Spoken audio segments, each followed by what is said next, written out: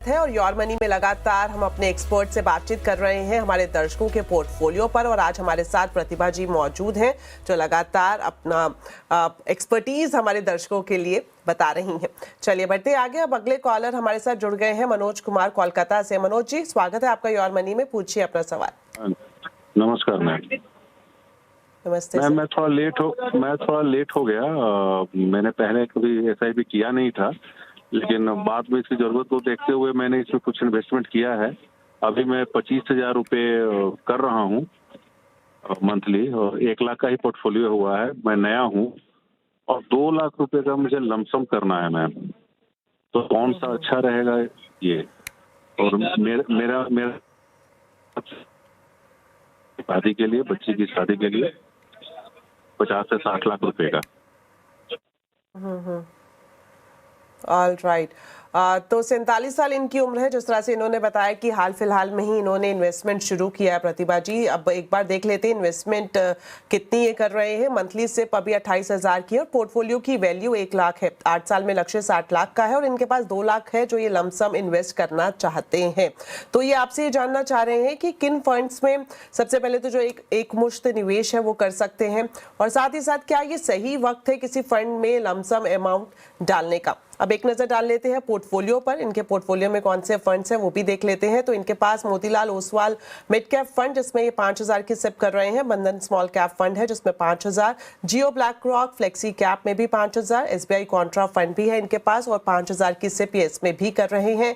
Nippon ETF Nifty 50 20 में है 3,000 की सिप, और एसबीआई गोल्ड फंड में 3,000, एचडीएफसी मिड कैप फंड में भी 2,000 की सिप इनकी जारी है। तो क्या सुझाव आपकी तरफ से? मनोज जी, आप आज की तारीख में 2 लाख डालना चाहते हैं, I think it's a good time. लेकिन कोई भी टाइम में हमारा यही सुझाव रहता है कि आप वो 2 लाख एक मुश्त ना डालें, उसको एसटीपी के जरिए डालिए। लेकिन एसटीपी लंबा नहीं खींचना है, 7 या 8 हफ्ते में आप एसटीपी कर सकते हैं। ये इसलिए कि अगर थोड़ा उतार चढ़ाव हो जाए और आप न्यू इन्वेस्टर भी हो कि अभी हाल फिलहाल आपने स्टार्ट किया है, तो आपको पैनिक हो सकता है कि मार्केट अगर गिर गया आपके 2 लाख डालते ही, तो आपको अच्छा नहीं लगेगा। इसलिए आप 8 या 12 इससे ज्यादा नहीं खींचना है, एसटीपी के जरिए डालिए।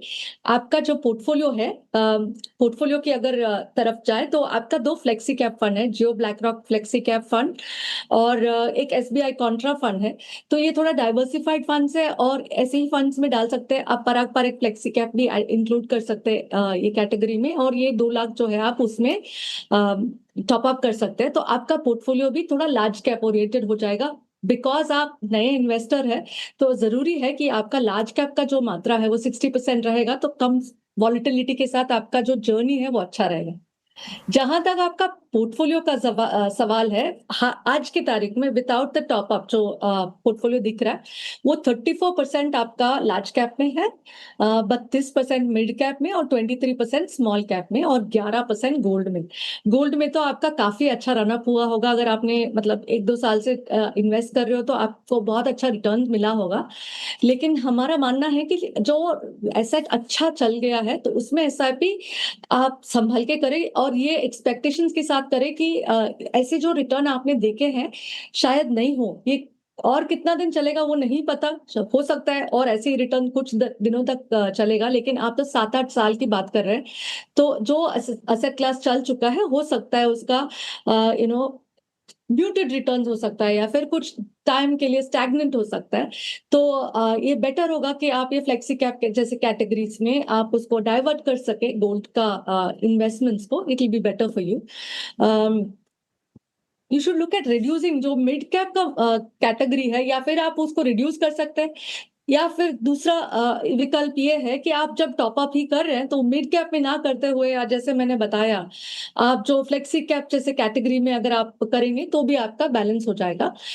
आज की तारीख में क्योंकि आपका जो मिड कैप है 2 फंड्स है और ये दोनों के बीच में आप नियरली 7,000 रुपीज का एसआईपी 28 का एसआईपी कर रहे हैं आप, उसमें 7,000 सिर्फ मिड कैप कैटेगरी में, प्योर मिड कैप में, मतलब नियरली 30% आपका मिड कैप में जा रहा है। तो अब जब ऐड कर रहे हैं एसआईपी तो इनमें ऐड ना करते हुए बाकी फंड्स में ऐड करेंगे तो भी आपका पोर्टफोलियो बैलेंस हो जाएगा।